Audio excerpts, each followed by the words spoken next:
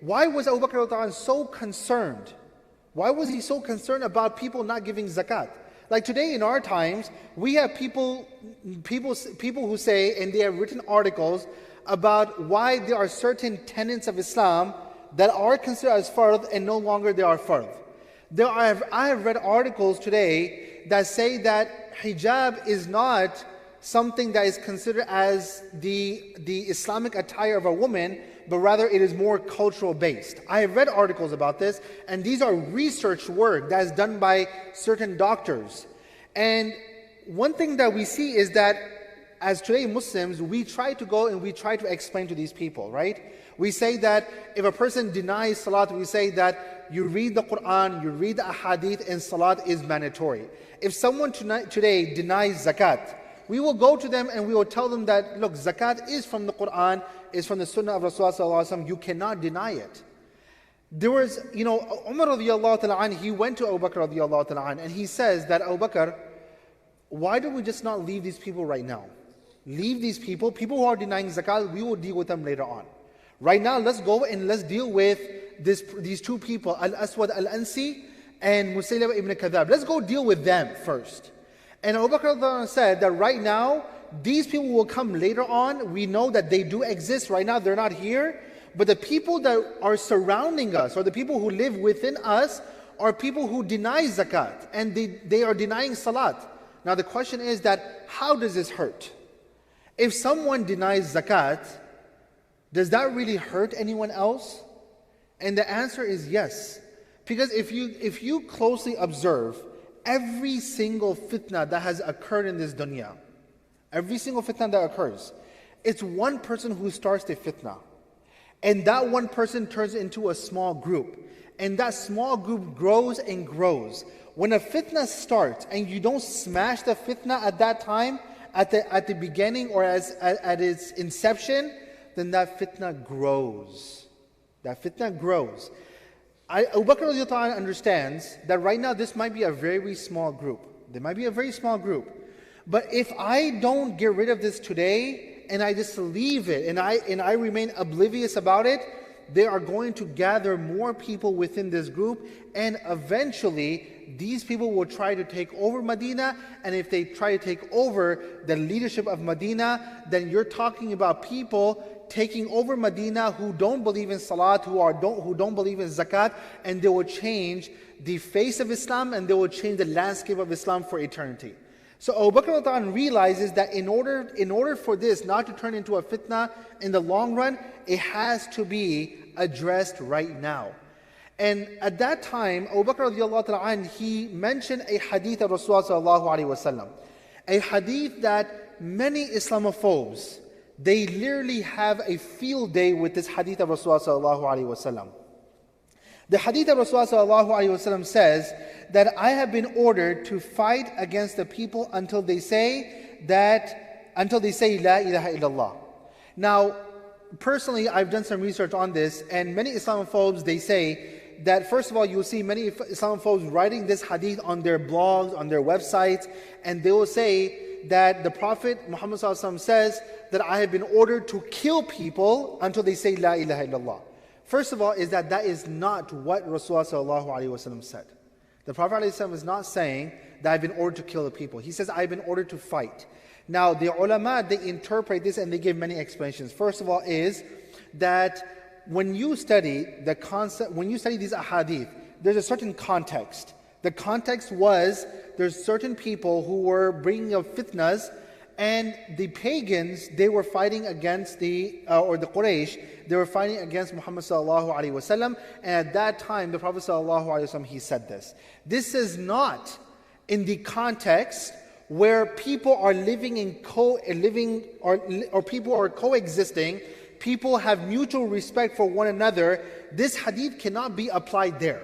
You understand? That's number one. Number two is, when the Prophet ﷺ says fight, it does not actually mean go and fighting with people. It means that there is a certain fitna that is occurring, and it is my job to defeat that fitna and to overcome that fitna.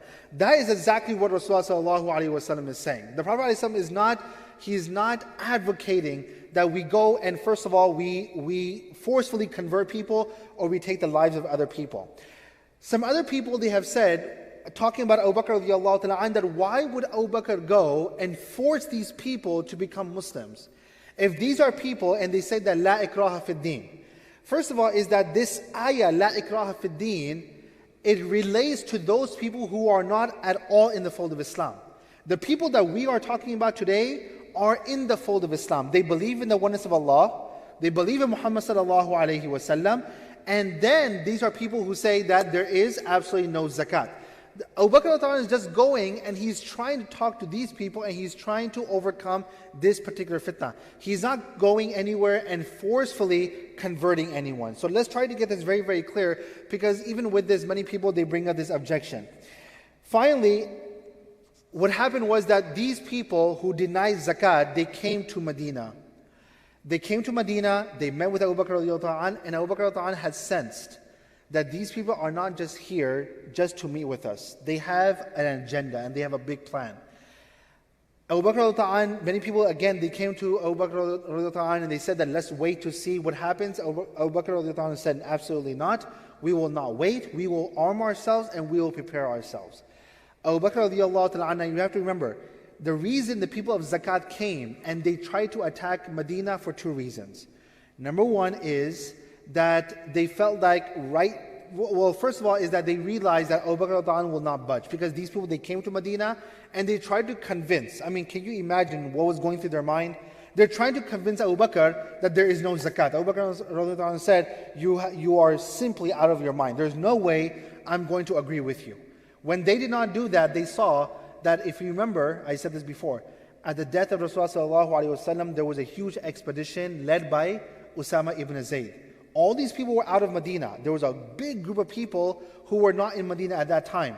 These people who denied zakat, they felt like right now is the perfect opportunity to attack the Muslims and to attack these people in Medina, because right now they're missing a good chunk of people from their own community. So right now is the perfect opportunity. However, Abu Bakr had prepared himself. When these people, they came, it said that after this delegation met with Abu Bakr, after 3 days, they came to attack Medina. After 3 days, they came to attack Medina. They came, they were shocked. Abu Bakr was well prepared, and the Muslims were able to push them away. And because the Muslims were prepared, they began to retreat. Later on, it said that Abu Bakr himself went amongst these people. Now, in Medina, everyone told Abu Bakr that it is not safe for you as the Khalifa to go and meet with these people. They can take your life. Abu Bakr said that I am going. He took some people with him, but he went there to try to bring them again back to the true fold of Islam.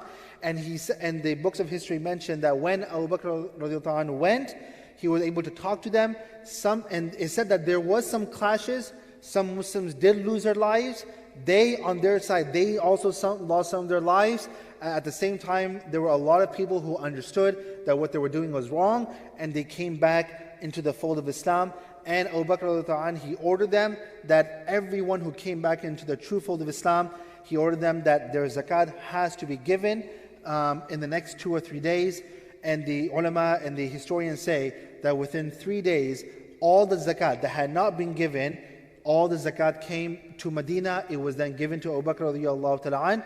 Nonetheless, there were still some people who denied the zakat, and these were still they were very less in number, and these people were just simply, the best course of action at that time was to simply ignore these people, and eventually these people, they simply vanish after that. So that's why we don't find, nowadays in the Ummah of Rasulullah sallallahu alaihi wasallam, why we are challenged with so many fitnas. Alhamdulillah, we don't have a fitna where people are outright denying zakat. Yes, we do have the problem that I would say 90% of the ummah right now is not giving their zakat. And for those people who are in the field of humanitarianism or who are in the field of humanitarian relief, they will tell you that how much zakat is coming and how much they are struggling to give the zakat to all the people. I remember there was a scholar who said one time that if everyone gave zakat in the Muslim world today, if everyone gave zakat, then today we will not have poverty within the Muslim world. If everyone gave their zakat, there are people who are well off. There are Muslim kings and rulers and so forth, and they have so much money. Even today, even people who are not even rulers or kings, but there are many people, many Muslim individuals who are so blessed by Allah subhanahu wa ta'ala. Unfortunately, today, majority of the Muslim ummah is not giving their zakat. And subhanAllah, I mean, you go to other places, when you go to some churches, there are many churches, you go and they will tell you that if you want to be part of our church, see, our masjid system works very differently. A masjid works solely on sadaqat. You come to the masjid, you give something, you don't give something, you're welcome to the masjid. That's not how churches work. There are people who may live here in Plano, but they might be going to Saxeo or Wiley into a church. They don't even go to the local church. Why? Because you have to belong to a certain church.